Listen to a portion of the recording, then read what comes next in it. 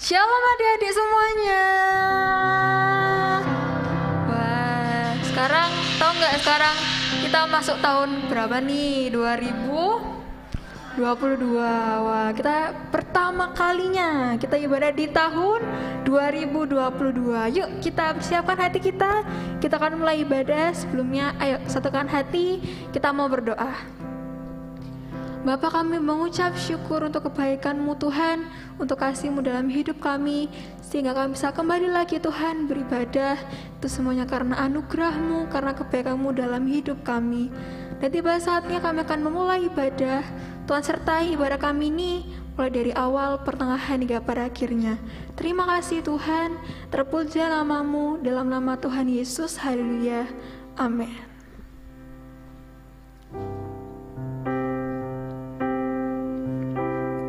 Yuk adik-adik, persiapkan hati kita buat Tuhan. Mari nyanyikan lagu ini dengan sepenuh hati ya.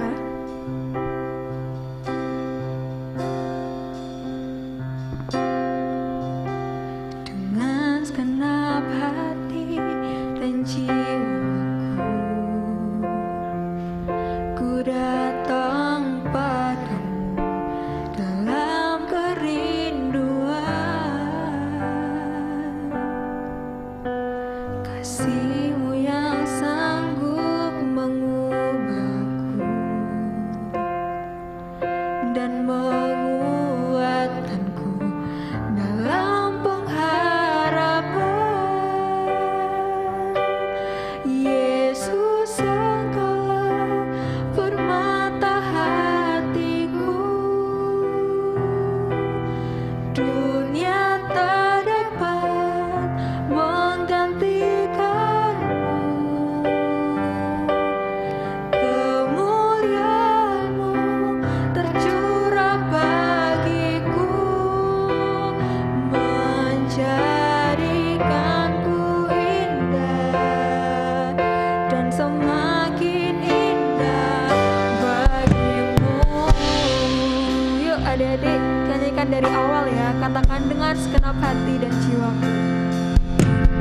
Dengan segenap hati dan jiwa, ku datang padamu, datang padamu dalam kerinduan.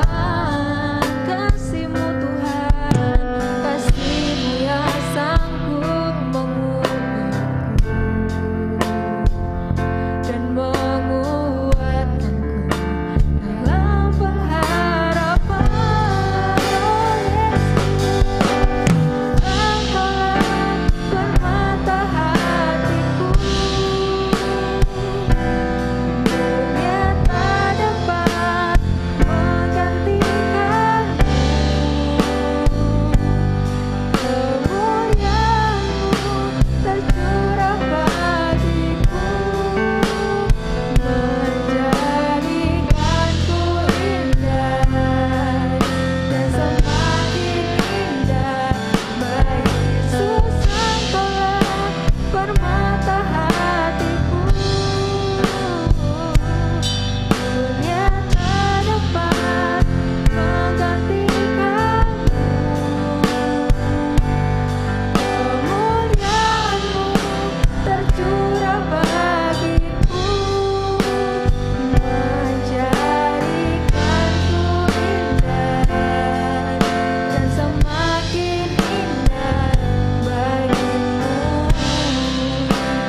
Menjadikanku indah dan semakin indah bagimu. Menjadikanku indah dan semakin indah bagimu. Yuk adik-adik, sama-sama kita belajar menyembah Tuhan. Yuk kita angkat pujian kita buat Tuhan. Haleluya. Terima kasih Yesus buat anugerah kasih setia-Mu Tuhan dalam hidup kami. Haleluya.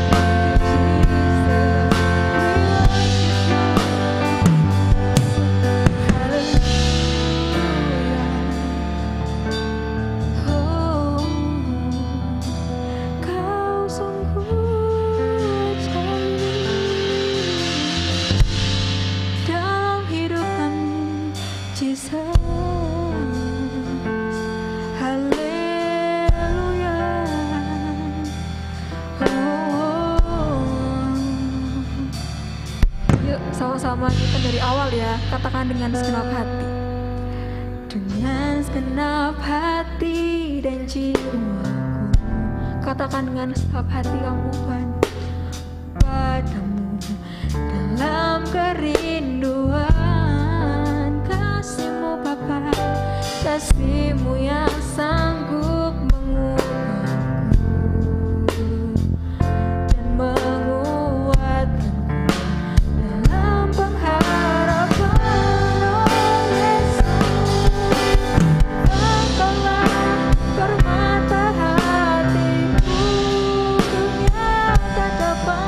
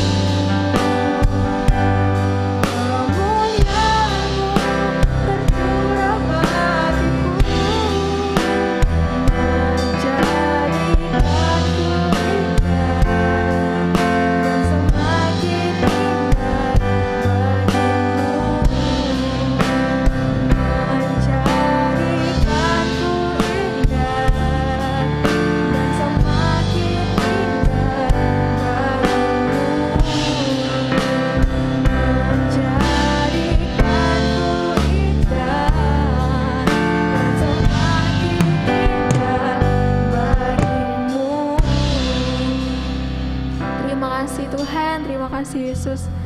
Dan tiba saatnya Bapa, kami akan memuji, meninggikan Kau lebih lagi. Yang siap untuk memuji Tuhan, bersama-sama kita katakan amin. Yuk kita bangkit berdiri semuanya. Kita mau memuji buat Tuhan. Katakan Dia kirangkanku, oke? Yuk kita mulai dari awal ya. Katakan memasuki gerbang dengan hati bersyukur. Memasuki gerbangnya dengan hati bersyukur, halamannya dengan pujian. Tahu hari ini harinya Tuhan, ku bersuka sekali. Sekali lagi, memasuki gerbangnya dengan hati bersyukur, halamannya dengan pujian. Kataku, harinya Tuhan, ku bersuka sekali. Dia kirangkanku, oh Dia kirangkanku, ku bersuka sebab Dia kirangkanku, oh Dia kirangkanku, oh Dia kirangkanku, ku bersuka sebab Dia kirangkanku. Sekali lagi ya, memasuki gerbangnya, masuki gerbangnya dengan hati bersyukur, halamannya dengan pujian. Kataku hari ini harinya Tuhan, ku bersuka sebab Dia kirangkanku. Masuki gerbangnya dengan hati bersyukur, halamannya dengan pujian. Kataku hari ini harinya Tuhan, ku bersuka sebab Dia kirangkanku. Dia kirangkanku, oh Dia kirangkanku, ku bersuka sebab Dia kirangkanku. Dia kirangkanku, oh Dia kirangkanku, ku bersuka sebab Dia kirangkanku. Sekali lagi, Dia kirangkanku, oh Dia kirangkanku. Suaranya mana? Sebab Dia kirangkanku. Dia kirangkanku, oh Dia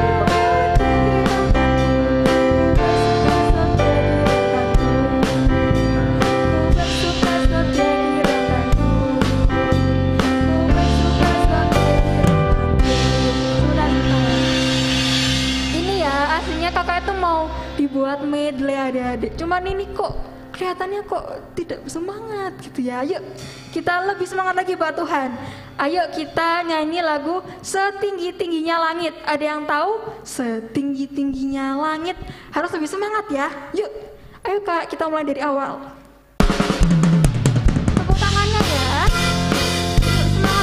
Tuhan.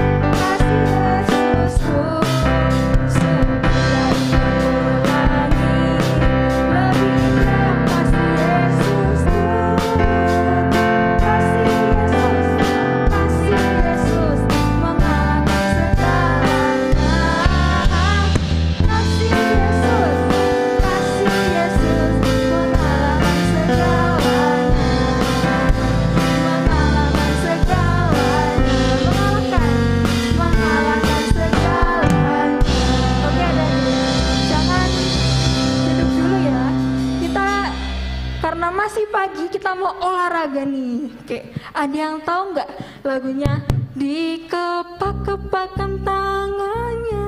Tahu? Yuk kita nyanyi lagi ya. Ayo Kak, kita mulai dari awal. Tangannya digerakin semuanya ya.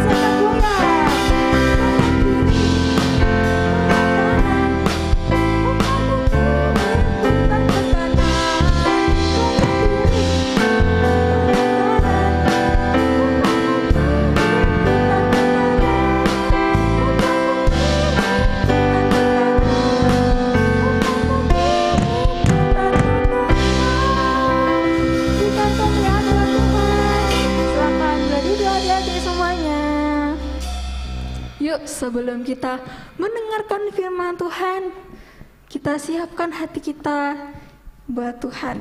Oke, adik-adik.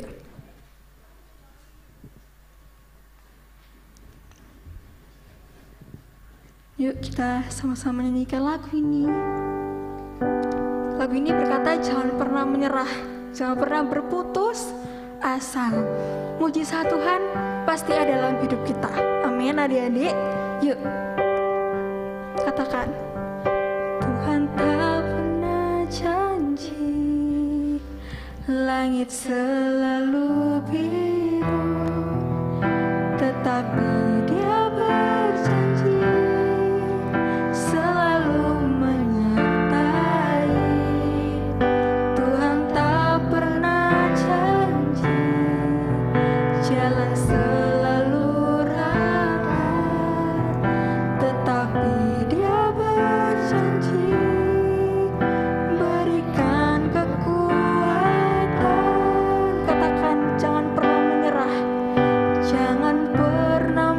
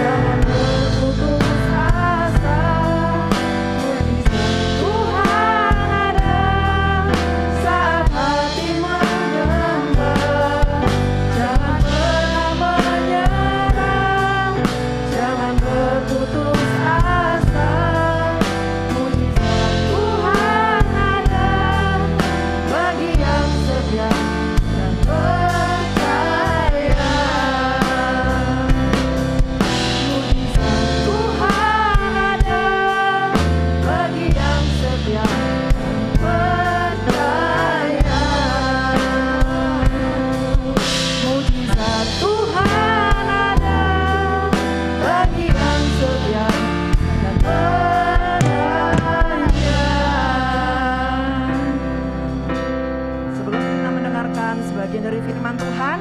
Kita satukan hati, kita sama-sama berdoa.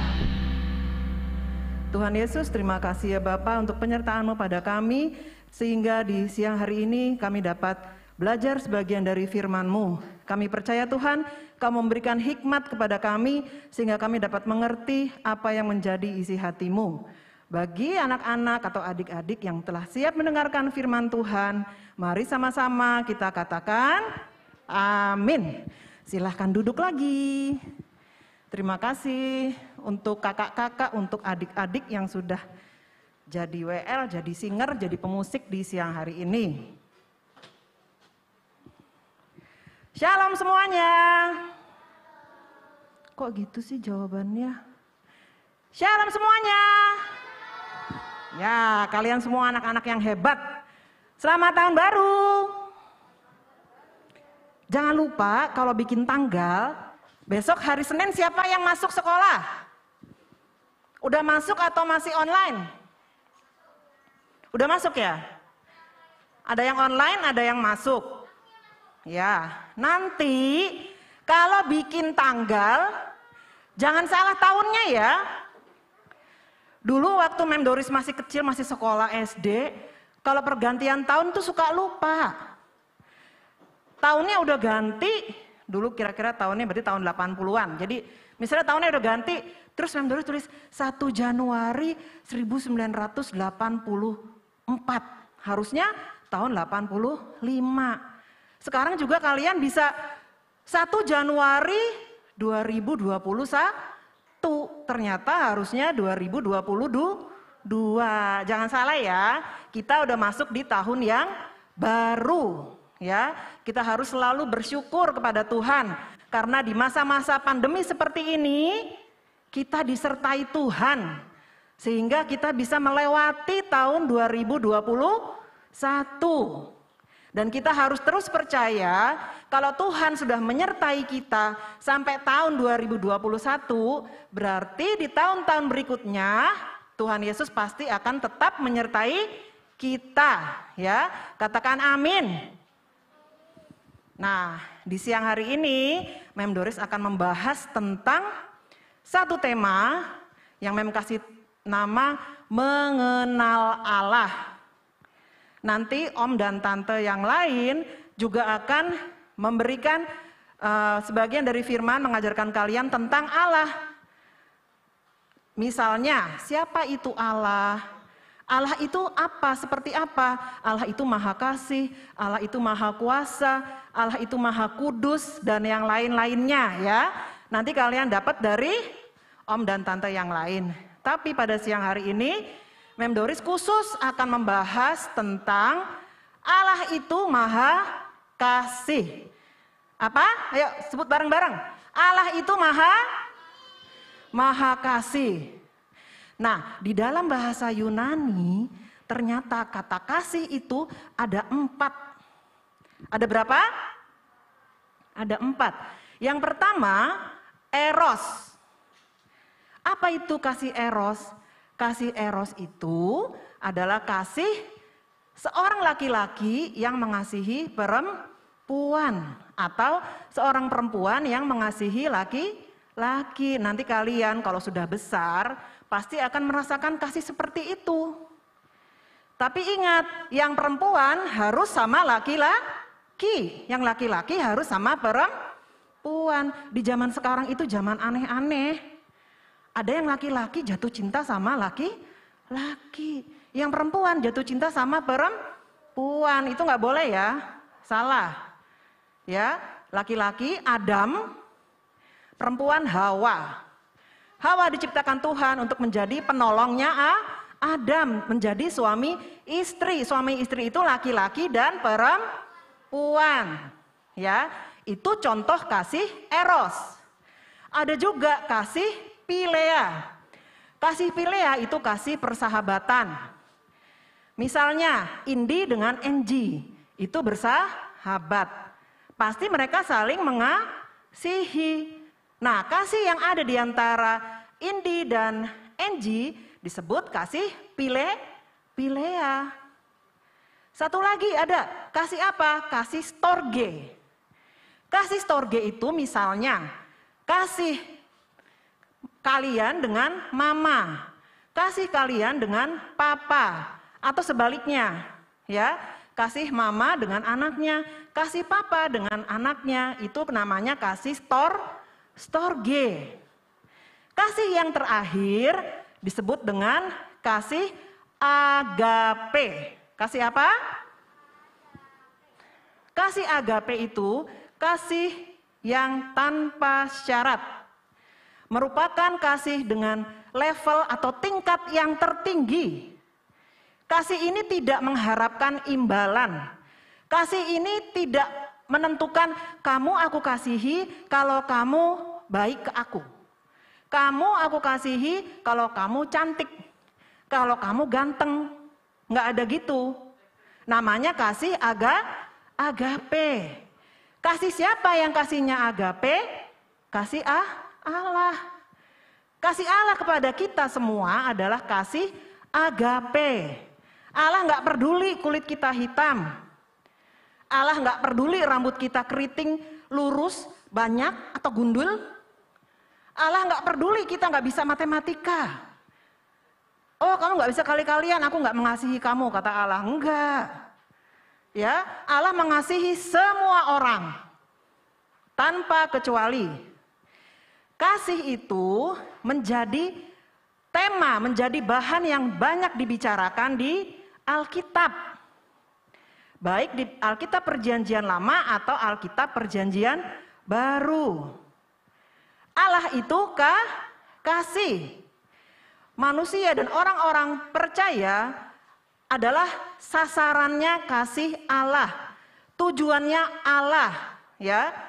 Pernahkah kita berpikir apakah Allah mengasihi kita waktu kita sakit? Waktu kita ngerjakan ulangan, kita udah belajar nih di rumah. Ternyata waktu ulangan soalnya beda sama yang kita pelajari. Bingung apa bingung kita waktu ulangan kalau gitu? Mau nyontek kita tahu, nyontek itu berbohong, bohong itu dosa. Terus waktu kita lagi kesulitan gitu, kita masih mikir nggak? Aduh, Allah nih berarti nggak ngasih aku nih. Katanya Allah kasih, kok aku nggak bisa ulangan? Nggak boleh gitu ya. Kasih Allah tidak ditentukan dengan keadaan kita. Bukan itu artinya kasih Allah. Kalau kita ulangan, kita belajar, saat ulangan itu kita soalnya beda dengan yang kita pelajari, yang salah kita. Berarti kita kurang banyak belajarnya. Misalnya pelajarannya ada 8 halaman, mungkin kita baru belajar sampai halaman ke-7.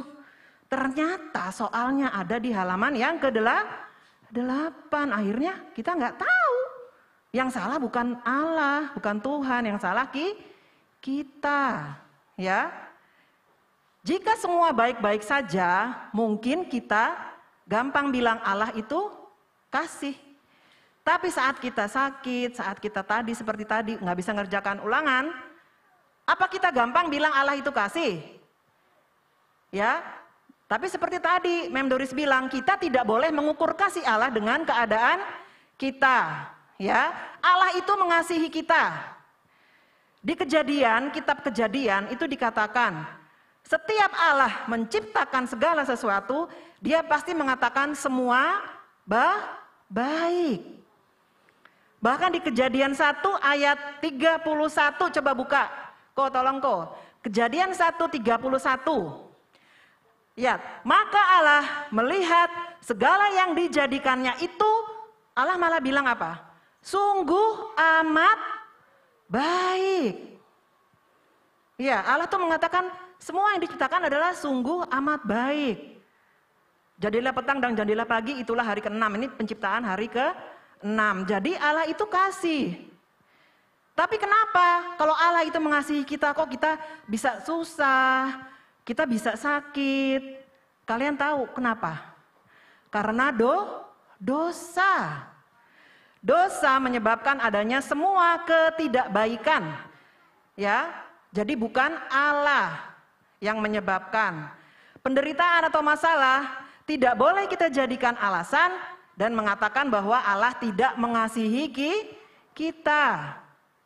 Allah adalah kasih dan Allah punya banyak cara untuk menyatakan kasih-Nya kepada kita. Misalnya dari apa? Dari penciptaan. Contohnya ya, dari penciptaan. Kita diciptakan hari yang ke-6. Di saat semua sudah ada, semua sudah disediakan Tuhan, manusia baru diciptakan yang terakhir. Artinya Allah mengasihi kita, semua sudah ada. Terus dari penebusan, kita semua ditebus dosanya oleh Yesus. Itu contoh Allah mengasihi kita. Terus dari apa lagi? Dari pemeliharaan Allah. Siapa di sini yang tidak dipelihara Allah? Kalau kita sampai hari ini ada di gereja, duduk dalam keadaan sehat, bisa bernafas tanpa oksigen, artinya Tuhan memelihara kita. Ya, tetapi kasih Allah yang terbesar adalah penyelamatan kita. Karena kita adalah orang-orang yang berdosa. Bukti terbesar kita bisa lihat di Roma 5 ayat 8. Buka. Roma 5 ayat 8. Kita baca bareng-bareng ya. 1, 2, 3. Ayo baca. Akan tetapi Allah menunjukkan kasih-Nya kepada kita oleh karena Kristus telah mati untuk kita ketika kita masih berdosa. Jadi kasih Allah dinyatakan kepada kita. Buktinya apa? Dari ayat ini, jangan ditutup ya kok. Dari ayat ini kita lihat bukti kasih Allah kepada kita adalah diberikannya Kristus bagi kita. Lihat, akan tetapi Allah menunjukkan kasih-Nya kepada kita oleh karena Kristus. Jadi melalui pemberian Kristus adalah bukti kasih Allah kepada kita. Peristiwa Kristus diberikan kepada dunia adalah peristiwa Natal. Ya, baru kita rayakan kan beberapa hari yang lalu peristiwa Natal. Lahirnya Tuhan Yesus ke dunia menjadi juru selamat manusia. Peristiwa Allah menjadi manusia mengandung pengorbanan yang besar. Sangat mudah untuk, misalnya gini ya, orang itu lebih mudah naik daripada turun. Orang itu lebih mudah hidup di tempat yang nyaman daripada hidup di tempat yang susah. Misalnya gini, kita lahir di desa. Yuk, dengerin mem dulu, ayo. Jangan bicara sendiri-sendiri, ayo. Kita lahir di desa misalnya.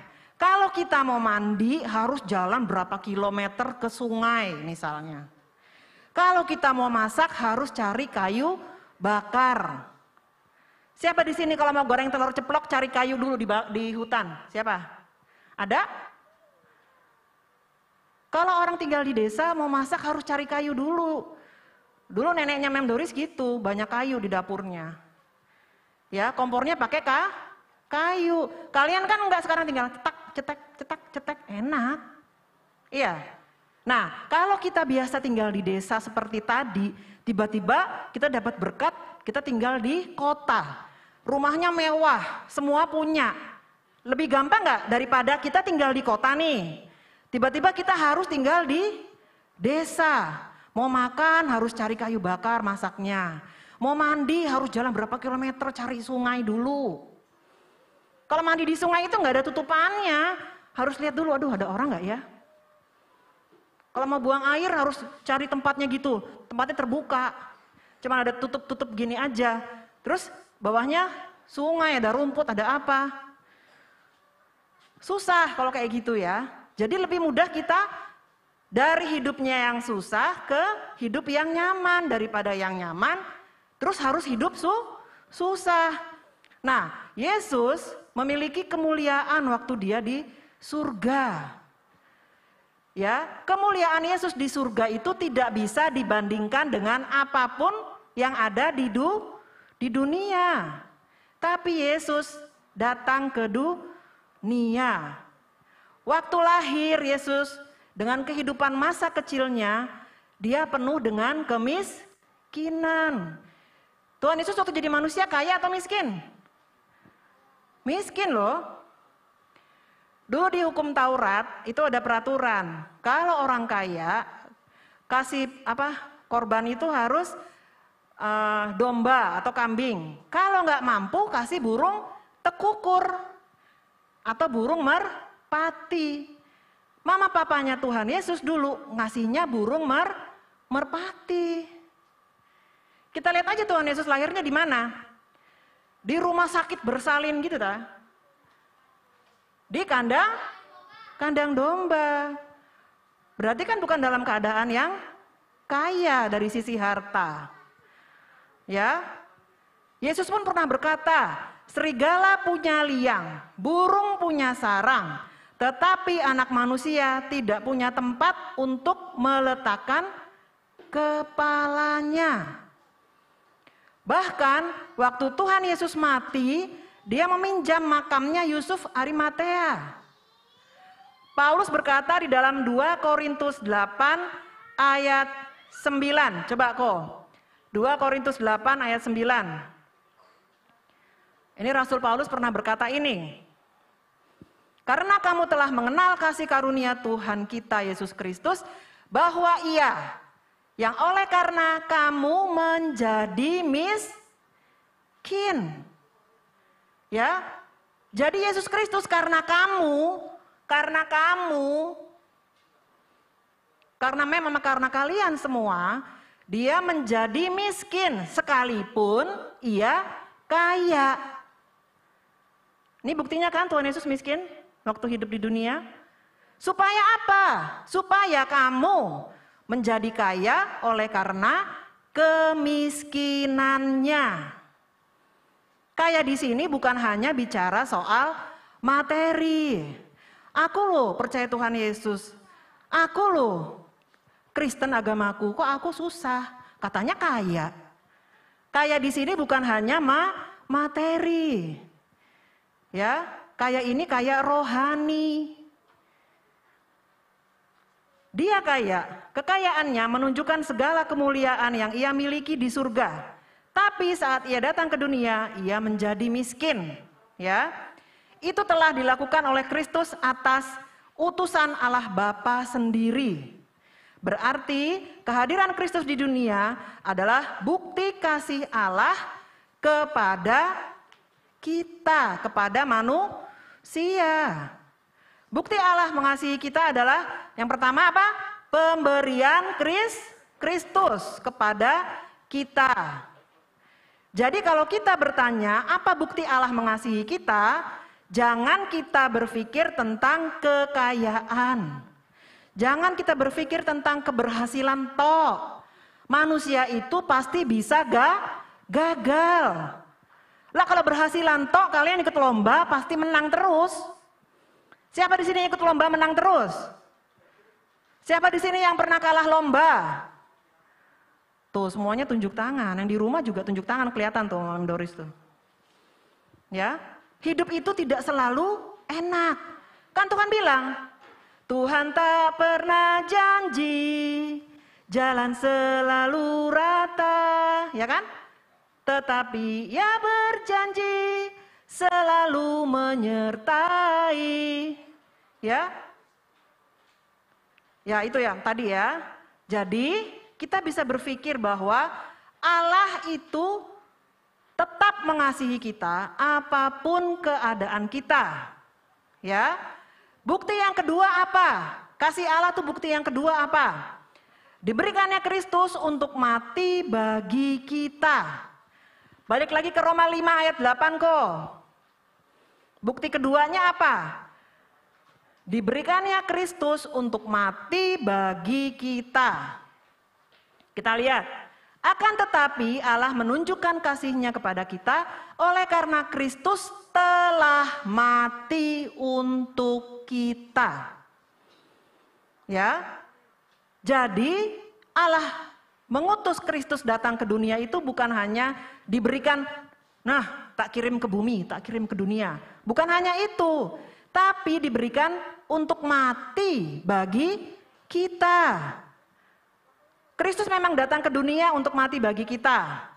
Itulah bedanya Kristus dengan manusia.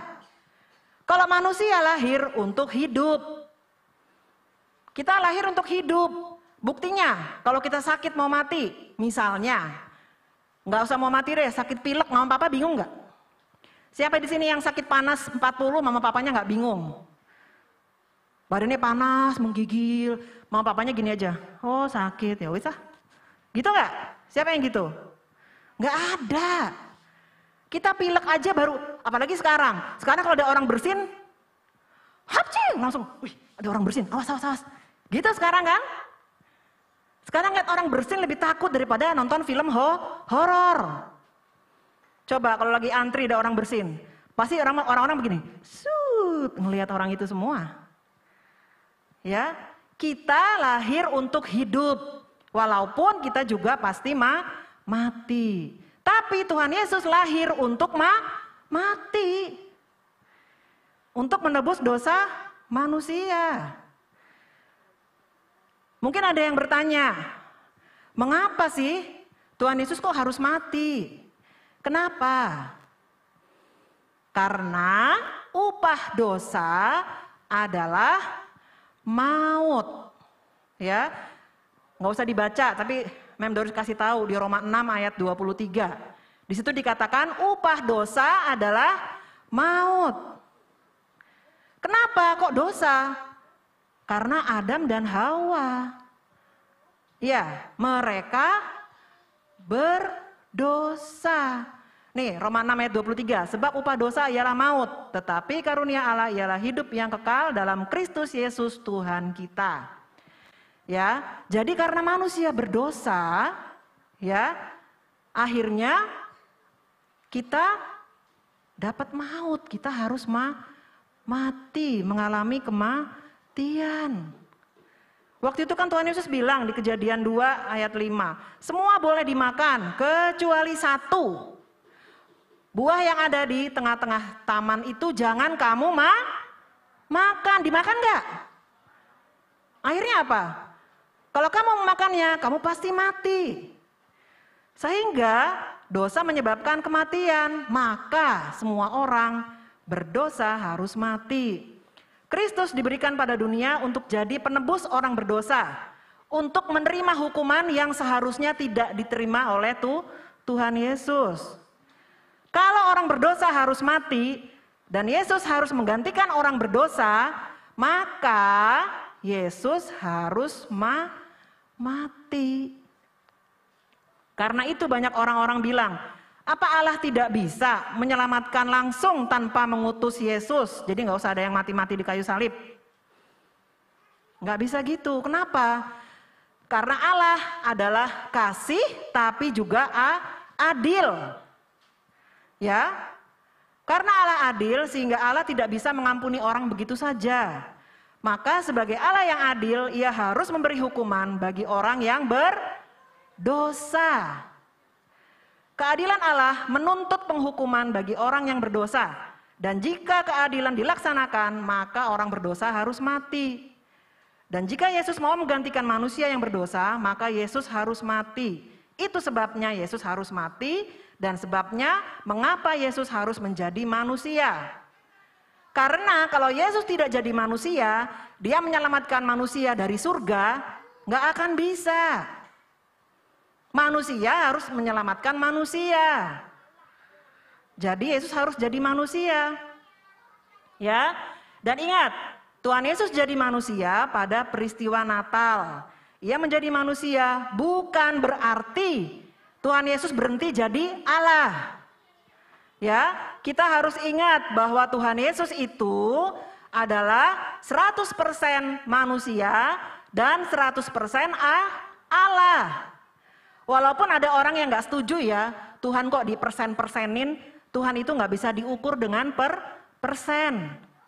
Tapi persen ini cuma menunjukkan bahwa Yesus itu sebagai manusia dan juga sebagai Allah.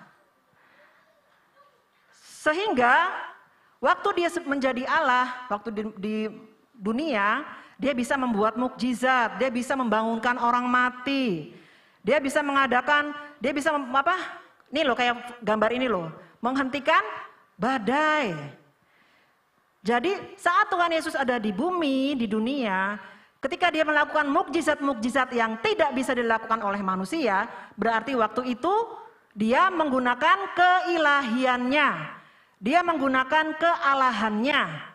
Tetapi waktu Tuhan Yesus menangis, merasa lapar, ngantuk, tidur, dia sebagai manusia. Ya, bagaimana cara kematian Tuhan Yesus sih? Siapa yang tahu gimana caranya Tuhan Yesus mati? Diapain dia?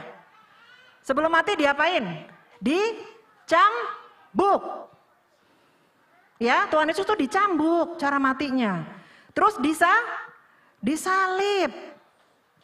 Ya.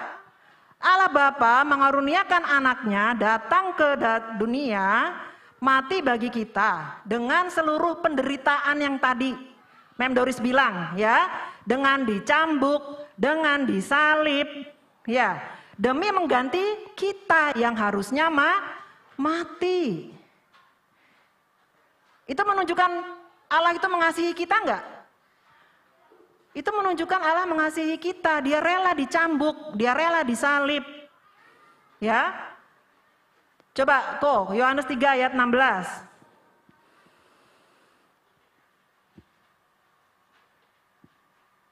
Karena begitu besar kasih Allah akan dunia ini, sehingga ia telah mengaruniakan anaknya yang tunggal, supaya setiap orang yang percaya kepadanya tidak binasa, melainkan beroleh hidup yang kekal.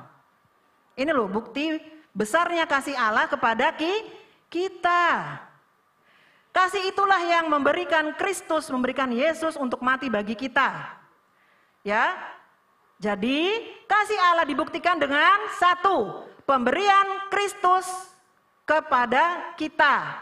Yang kedua, dengan pemberian Kristus untuk mati bagi kita.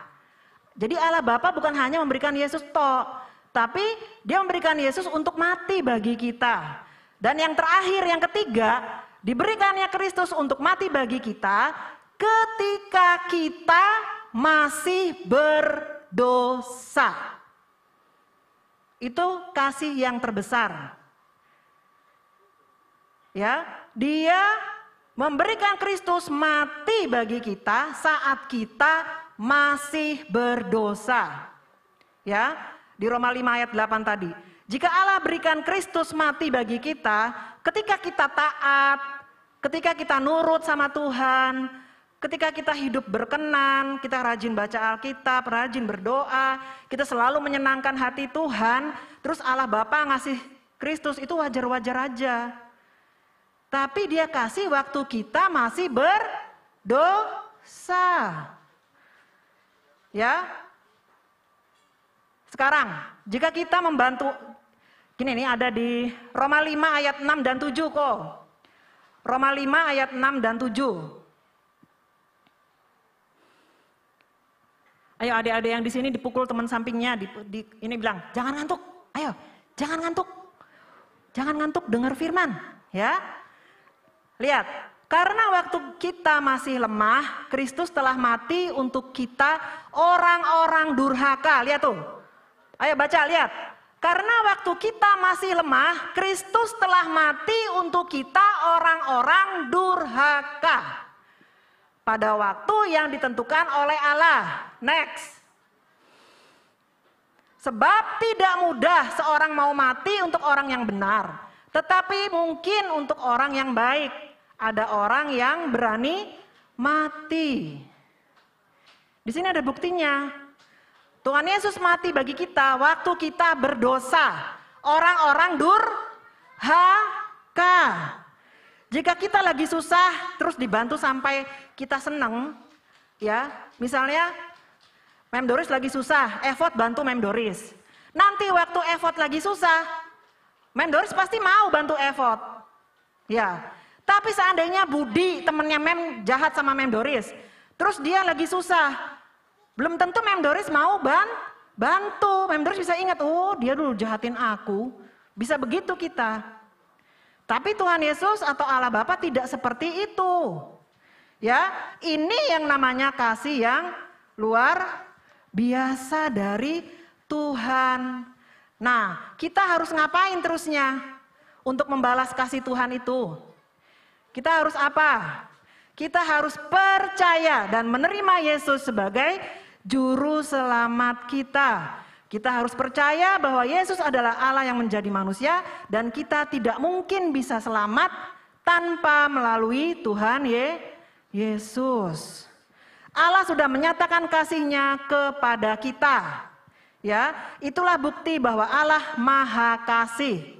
Kita harus bersyukur dan merespon dengan cara yang benar, ya.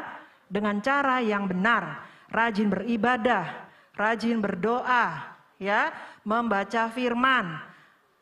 Ya, setelah kita diselamatkan, kita percaya Yesus, akhirnya kita juga mau untuk terus berbuat baik. Kita berbuat baik bukan untuk diselamatkan. Kita diselamatkan dulu, baru kita berbuah melakukan kebaikan. Ya, nggak mem terus perpanjang. Udah selesai ini. Mem panggil kakak-kakak, yuk naik lagi kita nyanyi yuk. Ya, kita harus ingat bahwa Allah itu Maha Kasih. Yuk berdiri biar nggak ngantuk. Yuk semangat. Allah itu Maha Kasih. Buktinya Allah memberikan Yesus Kristus kepada kita. Mati bagi kita. Dan matinya di saat kita masih berdosa. Kak, kita nyanyi lagu ini.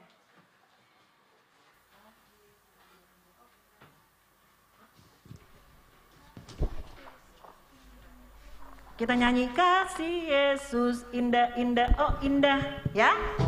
Tahu kan lagunya?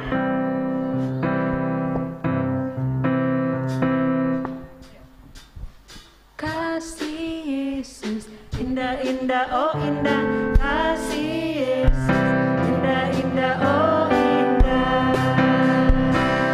lebih indah dari pelangi, lebih indah dari bintang di langit, lebih indah dari bunga di taman. Oh Yesusku, ulang lagi yuk dari awal. Kasih Yesus indah indah oh indah, kasih Yesus indah indah oh indah, lebih indah dari pelangi, lebih indah dari bintang di langit, lebih indah dari bunga di padang. Oh Yesusku, lebih indah dari apa? Lebih indah dari pelangi, lebih indah dari bintang di langit, lebih indah dari bunga di padang. Oh Yesusku, indah dari bunga di padang. Oh Yesusku, lebih indah dari bunga di padang. Oh Yesusku, tepuk tangan buat Tuhan Yesus. Yuk kita berdoa dulu ya. Tuhan Yesus, terima kasih ya Bapa untuk penyertaan-Mu pada siang hari ini, sehingga kami Kau sertai untuk belajar sebagian dari firman-Mu. Kami percaya Bapa, Engkau terus akan menyertai kami, terutama di tahun baru ini dan tahun-tahun yang berikutnya. Terima kasih ya Bapa, kami sungguh bersyukur memiliki Allah yang baik seperti Engkau. Hanya dalam nama-Mu Tuhan kami Yesus Kristus, kami sudah berdoa dan mengucap syukur. Haleluya, amin. Ayo Oma Esther, mau nutup.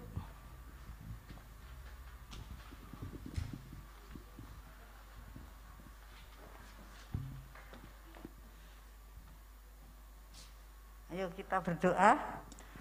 Terima kasih Tuhan, kami bersyukur berterima kasih Engkau telah memimpin ibadah anak-anak ini dari awal, pertengahan sampai akhirnya. Terima kasih Tuhan, bila sebentar kami semuanya akan pulang ke rumah kami masing-masing, kami percaya Engkau memberkati setiap kami, Engkau berkati setiap orang tua kami yang telah mengizinkan anak-anak-Mu beribadah kepada Tuhan. Terima kasih Tuhan, terima kasih Kau juga memberkati dalam sekolah pelajaran mereka, Kau juga berkati. Berkati setiap pengajar-pengajar yang mengajar Tuhan. Kau senantiasa memberikan hikmat marifat yang luar biasa. Terima kasih Tuhan, terima kasih. Marilah kita mohon berkat daripada Tuhan. Tuhan memberkati engkau dan melindungi engkau. Tuhan menyinari engkau dengan wajah-Nya dan memberikan kepadamu kasih karunia. Tuhan menghadapkan wajah-Nya dan memberikan kepadamu damai sejahtera. Ulanglah, bawalah berkat damai sukacita dari Allah Bapa, Allah Anak, Allah Roh Kudus di dalam nama Tuhan Yesus Kristus. Mulai saat ini, bahkan sampai selama-lamanya, sampai Tuhan Yesus datang kembali, di dalam nama Tuhan Yesus Kristus. Haleluya. Amin.